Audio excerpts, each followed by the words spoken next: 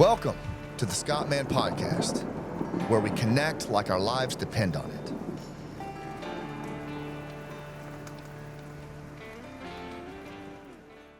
Hey, everybody. Welcome to the Scott Mann Podcast. And today we're going to be talking about the gathering storm. You've heard me talk a lot about this on Sean Ryan's show and other platforms. We've had Sarah Adams on here talking about it. Legend and I have talked about it. It's become a fairly well-known term. And frankly, Winston Churchill used the same metaphor before World War II. And I don't think it's inappropriate to borrow it again because I do feel a deep sense of, kind of imminent dread on what's happening if we don't kind of get our head around this. So the purpose of today's podcast is really just to outline, a problem that I'd like you all to think about. This is a solo episode. So, the possibility that a local complex attack or attacks on Europe and the homeland could be imminent, right? Next year and a half. I gave a talk to the Special Forces Association at their national convention in 2024. Probably 700 Green Berets in the room, big room. And their service ranged from Vietnam until, very recent. Some were on active duty still. But certainly Iraq, Afghanistan, lots of combat against Al-Qaeda, ISIS, ISIS-K, and the Taliban. And I asked them, I said, and by the way, these are guys who understand very well, probably better than anybody, unconventional warfare, what it takes to come in and be a deep cover operative and do clandestine work and covert work and sabotage and that kind of thing, work behind enemy lines, so to speak. And many of these individuals that I was, polling, speaking to, have been and still are supporting Afghan allies who they're getting information from all the time, solicited and unsolicited, about the growing terror threat. So all that factoring in, I asked them, show of hands, how many of you in this room feel that an attack on the homeland, similar to October 7, within the next year and a half is imminent? Every hand in the room went up. 700 people, Green Berets, who have mostly dealt with Al-Qaeda and ISIS, who understand unconventional warfare deeply as their primary function, who have been on the phone in many cases with a lot of these abandoned allies, getting this information unequivocally, without hesitation, hands went up. It's going to happen, right? And yes, that is a bit of conjecture, and yes, that is certainly somewhat subjective, qualitative, but is it quantitative or qualitative? I don't know. Quantitative. Because who knows? But I do think that with what we've been hearing as a veteran community is enough to have this podcast and to tell you about the project that we've taken on called The Gathering Storm. And that I firmly believe that at a high level, America and the West at large has been asleep at the switch, has had their head in the sand. And much of what's gone on in Afghanistan since the collapse in 2021 in August is a black hole. And what's happened in the homeland is a black hole because the border has been open. The Haqqani network has been Haqqani has been the Minister of Interior working, legitimate passports for bad actors to come into the United States out of Afghanistan. There's been all kinds of travel back and forth from Afghans who were evacuated without much vetting. Dang, man, that's a lot. And so we've got to really be thinking about this. Communities and individuals are going to be on the receiving end. If there is another October 7 style attack, which I've been cautioned by so many IDF, Israeli Defense Forces, and first responders who were at the October 7 event saying, you guys better be thinking about this. You're next. The communities of this country and the individuals who populate those communities and their families are going to be on the receiving end. And I think, frankly, ill prepared. So that's the whole purpose of the Gathering Storm project, is to duty to warn. Right? Duty to warn our communities and individuals. A potential solution is that the Global War on Terror and Task Force Pineapple duty to warn approach might help prepare prevent or mitigate at least the impact of localized attacks that are possible. That's it. And so the background on this is, in the shadow of the Afghanistan collapse in August of 2021, and I've talked about this before, the metaphor I use is the Twilight Zone, where very highly vetted intelligence operatives from Afghanistan and special operators who are our partner force that did 95% of the fighting were wholesale abandoned by the United States government. The Biden administration abandoned them, left them to be executed in the dirt. And as a result of that, a lot of veterans who were trying to put the war behind them jumped into the fray with their cell phones and their signal chat rooms and built networks and rapidly assembled some sense of order remotely, communicating with Marines and paratroopers and NATO troops on the ground, State Department folks, and basically started creating underground railroads. Ours was called the Pineapple Express, but there were dozens, if not hundreds. And that set in motion a series of evacuations, and more importantly, I think a level of global war on terror veteran participation that was unprecedented. And when the bomb went off at Abbey Gate from the suicide bomber and the evacuation stopped, these global war on terror veterans who answered the phone to help their Afghan allies didn't hang up the phone. They started using their pension funds to solve an Uncle Sam-sized problem. And as a result of that, days went into months, months went into years, and here we are 4 years later. And a lot of these veterans who are fractured, damaged, suffering massive guilt and moral injury, their finances are shattered. Ben Owen has spent his kid's entire college fund to keep Afghans alive and keep safe houses open and food drops because these people couldn't show their faces in many cases. Others were deeply embedded and, couldn't come out of that cover. But the bottom line is, out of reciprocity and connection, a lot of these Afghans that were abandoned by the government, highly vetted, were no longer in the classified realm, but they were still providing information that was far better than what the U.S. government admittedly had because they didn't have any trust with any of these assets. They left them behind. And rather than pick those assets back up over time, over the last 4 years, instead what they did was they started to engage the Taliban and the Haqqani network and leverage them as CT partners, counter-terror partners, with the assumption that Islamic State in Khorasan province in Afghanistan is the real enemy, and that Al-Qaeda poses no real threat. Taliban and Haqqani are rational actors who will just help us target ISKP. A bit of a Twilight Zone, if you ask me. And so as the smoke clears, I think what we're sitting on is a 4-year shit show. The new administration, or the Trump administration, is coming in right now as I record this. I think that the status quo will continue. I think that we will continue to send money to the Taliban. I hope I'm wrong. I think that we will continue to normalize relations with the Taliban. I think that the resistance groups will either be marginalized or forced to take a deal that is not in the best interest of the Afghan people, or frankly, and this is what I'm really interested about, is giving us the threat picture that we actually need to see. I think we are still very much in a pre-9/11 risk category.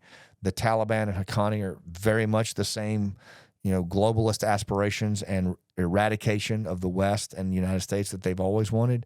They're just going to be more careful. The resistance leaders are telling us the same thing. They're not going to be holding the bag. They're happy to let ISKP hold the bag, and ISKP is happy to hold the bag. They're happy to put up a portrayal of them targeting them. But I think at the deeper level, there's a core hatred for us that they're willing to set aside, and they have set aside. And there is an embedded structure here in the United States of deep cover operatives that is far beyond anything we're considering. Same in Europe. I think an attack is imminent. And I think that, honestly, what it comes down to is you either believe that or you don't. In the Gathering Storm book that is now out, you have a chance to decide. You can read that. The intelligence analysis, the competing threat picture is very different from what the United States government says. NATO analysts that are alumni, veterans, and a lot of the GWAT veterans are saying, the resistance are saying things like Hamza bin Laden is alive. Al-Qaeda has resurged as a threat. Up to 1,000 deep cover operatives here in the United States. the USG, from what I've seen, dismisses all of that. The intelligence community views Hamza bin Laden as dead. The resistance as a politically motivated, unreliable CT partner, and the Taliban and Haqqani network as a reliable partner. Al-Qaeda as not a viable threat, and ISKP as the threat, and the Taliban are a good source of going after them, the Haqqani network as well, helping. It's a very different threat picture. And so there is a real disparity there. There's a real dissonance. And as that smoke continues to clear, you have to decide. You've got to look at those two threat pictures and make up your own mind. But at the end of the day, if you even remotely assume that, an Al-Qaeda 2.0 has emerged, or an ISKP that is bent on local complex attacks where we live, work, and play of horrific value, like the October 7 Nova concert or the Crocus City Music Hall or the Mumbai attacks at hotels, you've got to decide. And if you think that there's even a remote chance of that, you might want to consider collaborating and preparing for that worst case scenario, because as we know, whether it's a chemical spill off a train in East Palestine, New York, Ohio, or floods in Western North Carolina, or a terror attack, left of bang is better than right of bang in terms of preparedness. But it's so damn hard for us to do for so many reasons.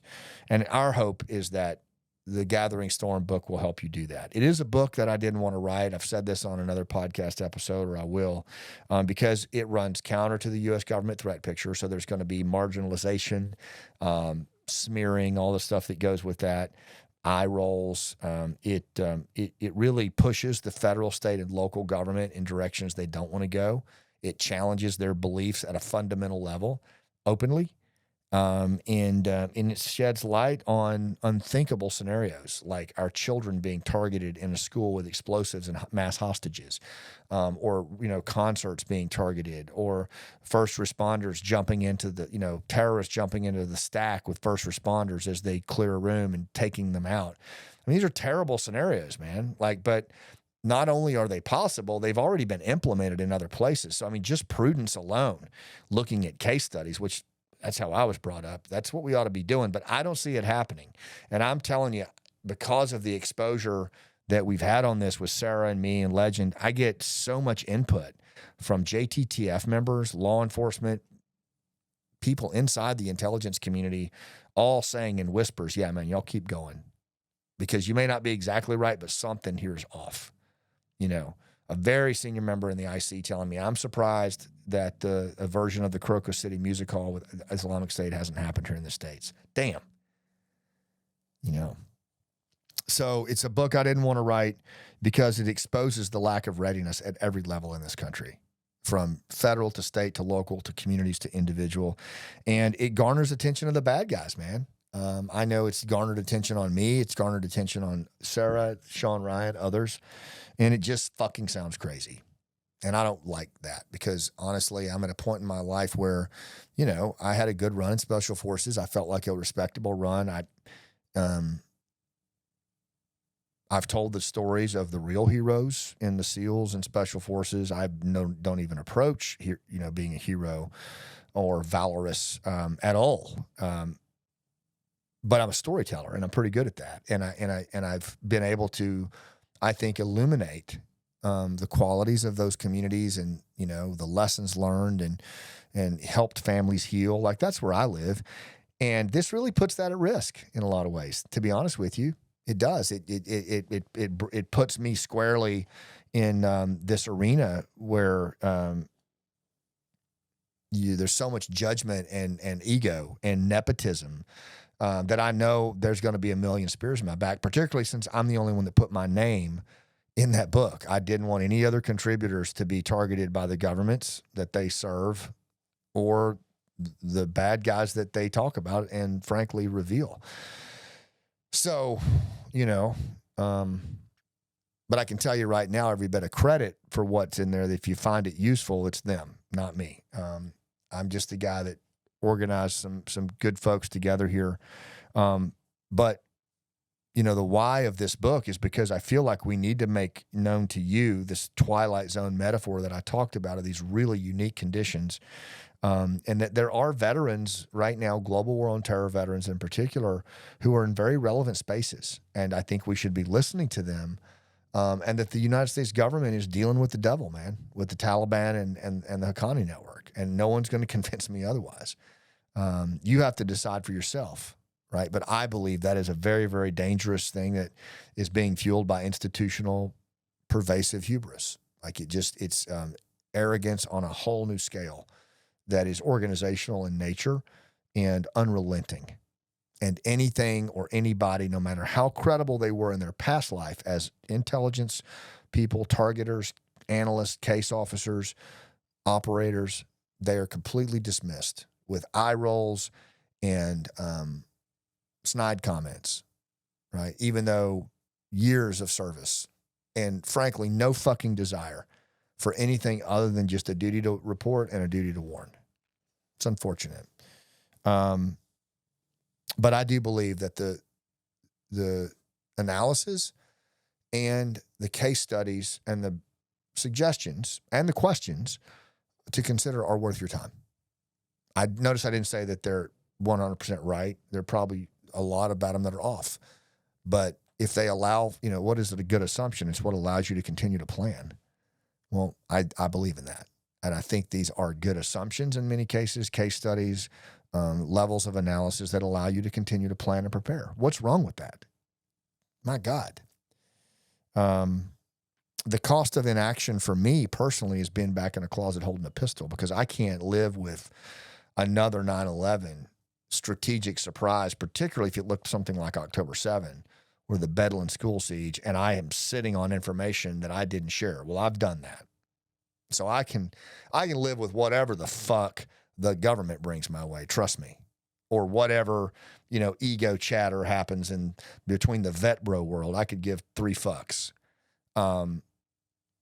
But I could not live with knowing what I've heard and not sharing it with you, right? So I hope it serves you, honestly. So here's some thoughts on how to use this book. It's not a prepper manual. The Gathering Storm is honestly what we did was we took a synthesis of global war on terror former analysts. So he did it's a competing threat picture of the reemergence of terror and what it looks like in the homeland. It culminates with a picture of what the attack could look like at a locally distributed, complex, horrific set of attacks where we live, work, and play as a baseline. And then we just did case studies, right? Case studies of how different localized complex attacks have happened in the last several years. And then we derived lessons to consider for that at the individual and community level. That's it. It's a quick read. It's not a prepper manual. It's nowhere near that. I would be a terrible prepper, I think. I mean, like anybody that's served, I do some prep, but I'm not talented in that. There's a lot of talented people who hopefully will come forward in a responsible and pragmatic way and continue the conversation forward. But this book's not a prepper manual. It's, I hope we're wrong. I really do. I'll live with that all day long, like I said, and all the shit that goes with it. I hope we're wrong. But I hope that you do your own digging, your own analysis, your own due diligence. And what we really did try to do, though, was to take I think a fairly coherent competing threat picture. It's admittedly competing with the U.S. government. But if you're you're like, well, the government picture is right. That's exactly, okay, cool, man. You think that the Haqqani network's a good CT partner? You have all that shit you want. I don't. And I think this competing threat picture that a lot of Skookum veterans and targeters and intel analysts are telling me, I'm at least going to consider that as an alternate enemy course of action. And then I'm going to look at that against relevant case studies that we've brought forward from, again, Mumbai, the DC sniper, the Vegas shooting, some of them ideologically motivated, some of them not, but the way they manifested locally, there's so much there. And we did the same, I forget what you call it, but it's kind of the same regimen of analysis for each of those case studies, right? Rubric. It's the same rubric that we look at for each one. You like that I know that word, Colin? I can't spell it. Yeah. No, I can't spell it. So anyway, we tried to synthesize the intelligence with the case studies, and I hope that serves you.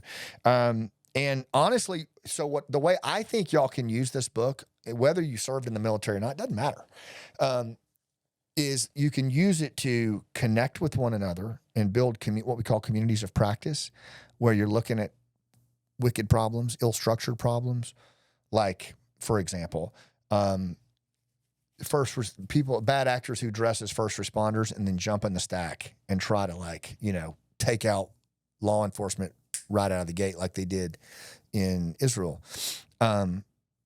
You could form a community of practice around that with law enforcement, former global war on terror folks at the community level, maybe some lessons learned folks from Israel, like Duran, and neighborhood folks, and have a community of practice and solve that problem set discreetly for your community on how, and then have a private public relationship with state and local on how you would deal with that. That's pretty friggin' cool. And that's all around, connecting, conversing, and collaborating, like the 3 C's. I think also it could be used to close gaps and seams between, there's a lot of gaps in how the federal government sees this problem, Homeland, and then state. I went to a state capital. I'm not going to name it. It's in the South. Got invited to go and speak on this. It was one of the reasons that I decided I was going to disengage from this after the book came out, because I went there and most of it was supposedly going to be a briefing to the Homeland Security state level folks in this state capital, and most of them didn't even know why they were there. They were on their phones, could give 2 shits about what I was talking about. And it was very clear to me. It's like, wow, okay, massive dissonance from them versus all the people from that state, the sheriffs, JTTF members, former agency and bureau folks, National Guard reaching out going, hey, dude, we have a problem. And then you're in the Capitol and they're like clueless. And they don't even, the hubris was palpable. You could smell it. So I think there's an opportunity here for you all watching this to form communities and collectives and demand that you close these gaps and seams. Look, there's no reason. Sheriff Naco and I talked about this, and we are going to have him on the podcast. He's a sheriff here in Florida, Pasco County Sheriff. Amazing what he's done. He said, he's like, bring pressure on state and local leaders to make sure that sheriff's departments have the funding they need, the scenarios they need, the analysts they need. Bring that pressure, that bottom up kind of pressure. I don't see anything wrong with making politicians uncomfortable. Do you? I don't. Not on this. I think box cutters and planes would have seemed pretty silly in open conversation on September 10, 2001, but they weren't on the 11th. And any date after, Ahmed Massoud Jr., the leader of the Afghan resistance, national resistance now, says, in his book, The Name of My Father, that the hardest thing about something like this is being right ahead of the curve, because you're just going to get ridiculed. But bringing pressure, man, you guys can do that.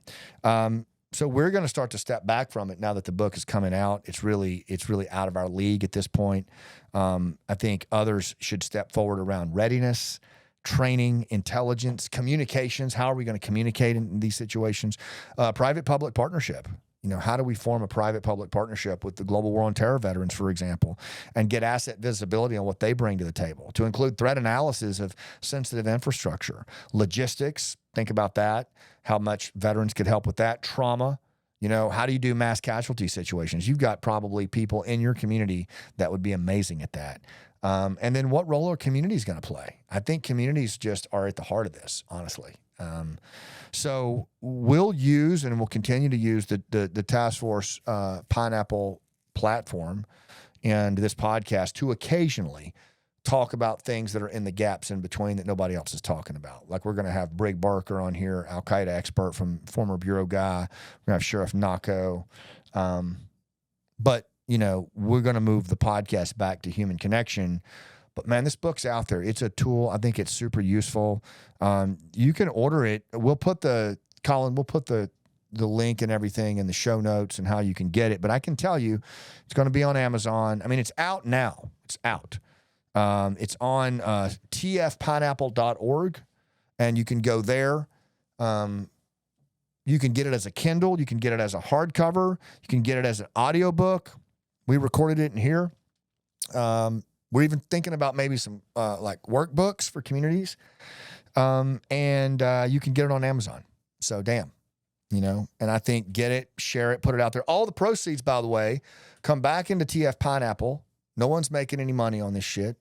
Some of the proceeds from Pineapple will be distributed to a couple of the NATO analysts that contributed to this who are keeping Afghans alive. So some of the funding will help with our storytelling, the play, moral injury. Some will actually, of purchase of these books, will actually help keep sources alive, which is a pretty cool thing. And it's all around the duty to honor, those that served. There's no classified in the book. It's alarming what's in the book, and you would think it would come. That's coming from the classified realm. But remember, these were assets that were fully abandoned by the intelligence community. So this is stuff that's coming across in the clear. Does it need to be migrated to the IC? Yeah, it does. It needs to get off these MacBooks and iPhones and into classified systems. But that is going to be a long journey considering the broken trust between these Afghans, the global war on terror veterans that are keeping them alive, and the government, regardless of party. And if you think that it's just going to be a foregone conclusion that I'll just hand this over, your hubris needs to be diagnosed in the mirror. So, we're going to use this to continue the conversation. I ask you to consider also one last thing, the global war on terror as an X factor. The veterans, those of you that are out there watching this, man, you all have such an offering to not just terrorism, but any kind of problem that exceeds the scope and capacity of institutions. I would say it is a foregone conclusion in my assessment that if anything like October 7, the Bedouin school siege, I believe we will experience institutional paralysis immediately. State, federal, local institutions that we would normally rely on to help us. I think the bad guys are going to run right at them. I think they're going to dress like them. I think they're going to take them out. Or at a minimum, they're going to paralyze them. They're going to get them. They're going to get them so jammed up. And I don't think anybody's coming, right? And I think right in line with the title of my book, nobody's coming. I think in this case, the resilience of individuals and communities will be key. But I also think that the role that the global war on terror veterans play, similar to what they did in the hurricanes in Western North Carolina, that story has yet to be told. As T.E. Lawrence said, nothing is written. And I'm just glad that the global war on terror dudes and dudettes are out there. And I hope that any bad actors listening to this, think about that. You better know that if you fuck around with our communities and our people, there's about 1.8 million GWAT veterans that are going to make your day a shit show. And I'm proud to be at their shoulder. So thank you guys for what you do. I'm really excited for the work that's been put in it. This is record turn time on this book. I mean, we started this in like December because we wanted to get it out to you. And now we are. So I hope you'll pick up a copy, share it with folks, use it at a community level. Like again, the proceeds go to a good cause. And more importantly, the content goes to an even better cause, which is keeping all of you safe. We love you guys, and we'll see you on the rooftop.